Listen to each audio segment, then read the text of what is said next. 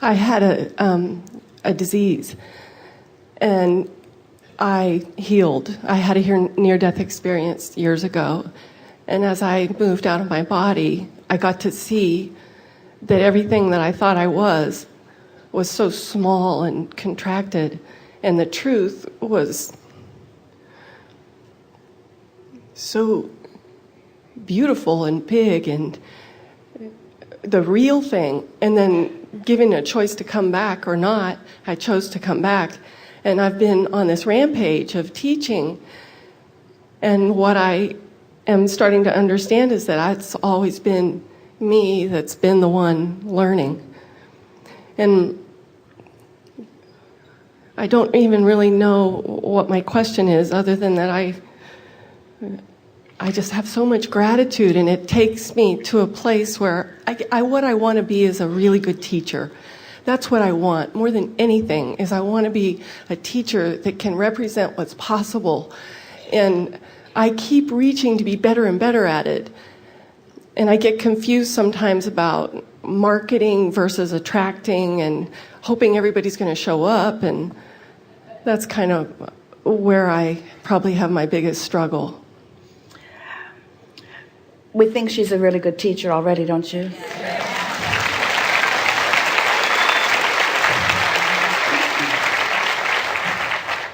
You're touching on something that is really important. It's the effort factor. And let's talk about the effort factor in relationship to the path of least resistance factor. So if you are efforting, then that means you haven't done the pre-paving work that we've been talking about. We're talking to anyone who's doing anything. Esther, one day she said to us, because we've really been emphasizing this high-flying disc, just do that. It's the easiest way to tune your vibration. It's the easiest way to deliberately control your point of attraction. It's the easiest way to just get out of bed on the right foot. It's the easiest way to tune yourself to the frequency of not only who you are, but everything you want. And one day, Esther said, as the friend before you was saying, I refuse to have to wait until tomorrow to get back on my high-flying disc. You've given us enough tools that I know that I can get back on my high-flying disc just because I want to be in that vibration. And so she set up for herself in her computer a template where she could do focus wheels, because she can type very quickly. So she put all of the fields for the focus wheels. You know what the focus wheel is? It's where you just identify how you want to feel, even if you don't feel that way. And then you just find thoughts or statements or ideas that you already feel like you want to feel about. So you don't challenge yourself in new thought, or you don't try to reach for things you're not feeling. You just find something that already feels like you want to feel and focus on that long enough that then another thought will come to you that feels like you want to feel. And as you move around this wheel, before you know it, you feel the way you want to feel. And then you make this final statement of how you feel. It focuses you into alignment. And so Esther began making focus wheels. And one day, as she was working on a focus wheel, she could feel that she was not finding the thoughts easily. She was working hard at finding the thought. And we said to her, if you are efforting, it would be like, it's exactly like this. This is the best analogy for this understanding that we have ever given. It would be like deciding that you will surf today. And since the wave that you want hasn't come, you're going to create it by paddling in the ocean. That's what I do. Instead of understanding that you've already created the wave with your desire, and that source already has this powerful energy moving to you, and that your role simply is to get in sync with that energy, with that power that is already there, you see. So again, it's just a matter of chilling a little bit more. We want to say it's a matter of coming into your own sense of well-being and worthiness. But that's sort of cart before the horse thing, because what really has to take place is you find your alignment, and then your alignment produces the results, and your awareness of the results is what usually gives you that realization of who you really are.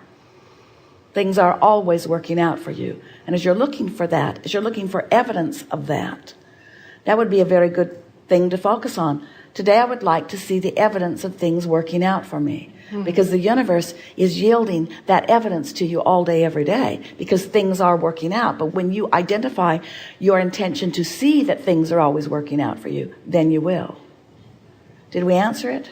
Something more? So if I start efforting and pushing, like I have a tendency to do, to sit back and have a cup of tea and just change the way I feel. See, there's a difference. What we're talking about, let's introduce the subject. We've been talking about momentum and vibrational momentum. Now let's talk about action. Okay. So many people use their action to try to create the momentum. That's what we were saying earlier. Well, of course you can create momentum with action. You can pick things up and move them around, and you can use your words and have some effect on things. But it's really a puny, paltry current in relationship with this alignment current that we're talking about. And so rather than taking the action first, what we're encouraging you to do is find alignment first, and then let the inspiration that comes from the alignment, let that action be inspired from that alignment. There's so much power in all of that. That's it. We could say to you all kinds of things about who we know you to be. And we could give you all kinds of advanced announcements about what we know is coming for you. But it is so much better when you rediscover, and we want you to hear that word, when you rediscover what's in your vortex.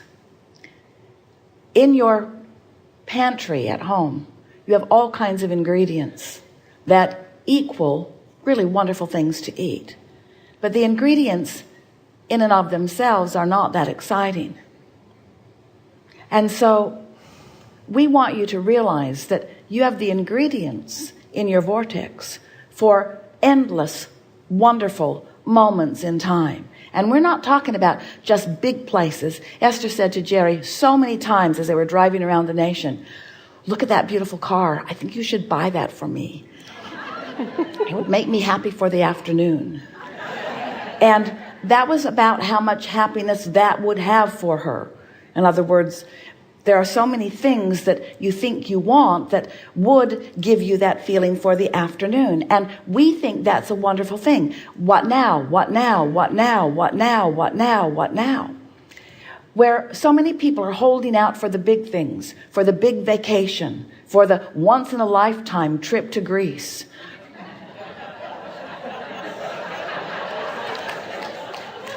for the relationship that is the end of all relationships. The string of relationships ends with you. That's how good you are.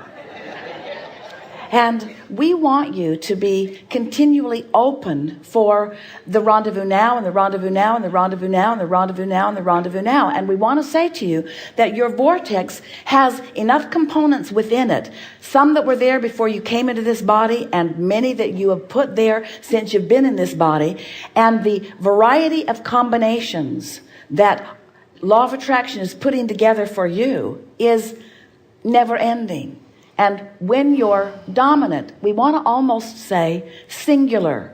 When you're not just primary, not just dominant, when what matters to you more than all things put together is the way you feel. So much so that you're willing and ready to tune yourself and keep yourself tuned, and tune yourself and keep yourself tuned. Because it's only when you've tuned yourself long enough that you know what that tune sounds like that you can tell if you're out of tune, right? In other words, if you haven't tuned to it, you can't tell when you're off that vibration. So tune yourself, and then just watch the components of all of that come. People say, "Hey, Bram, I've written a book and the inspiration came to me. I knew what to do. I get in these spurts and snatches of inspiration, and there it is. And now I want to market it, or now I want to bring others to it. Now I don't know what to do. What should I do? How can I take this thing that I know is of value, that I want to present to others? How can I get it to the others?" And we say, write another book. And they say, no, you misunderstood me. I've written a book. I wrote the book. It was not that much fun to do, but I wrote the book. I've got the book. I have the end result of all this that I've done. And now when I take this end result and we say, there is no end. You're not hearing me, Abraham. I finished the book. I've got the book all finished. It's done. The book is done. We say there's never done. Abraham, are you listening to me at all? Do you understand that I have this ending thing that I've come to? And we say, therein lies your problem. There is no ending thing. You just want to keep the energy going and the energy going and the energy going and the energy going and the energy going. And law of attraction takes care of everything else. Everything else. And when you are trying to take care of it without getting the energy going, it's hard. It's really hard. It's so hard. It's not fun. But when you care about how you feel only, now others looking on who are still dragging things around from place to place, others who are watching you taking the path of least resistance way out, oh, you lazy, easy looking for person.